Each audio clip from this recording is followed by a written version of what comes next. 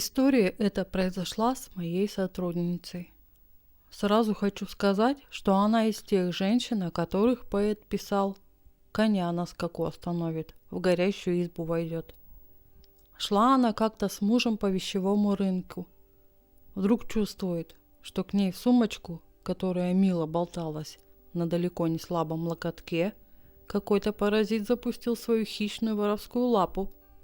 Она, не раздумывая, перехватила его руку и начала дамской сумочкой хлестать его по воровской физиономии. Ее законный супруг, надо отметить, что мужчина тоже немалых размеров, видя такую картину, не стал выяснять причину столь необычного поведения дорогой супруги, а сразу пришел на выручку. Как говорится, не словом, а делом. После пары-тройки серьезных затрещин незадачливый преступник превратился в пострадавшего. Именно в этот момент и появился наряд милиции. Оказывается, они уже давно следили за этим карманным вором, но им никак не удавалось взять его с поличным.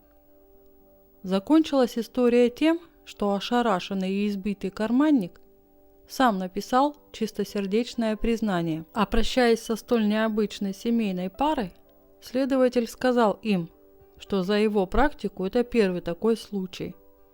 И если бы такая реакция была у всех граждан, то преступность была бы уничтожена на корню.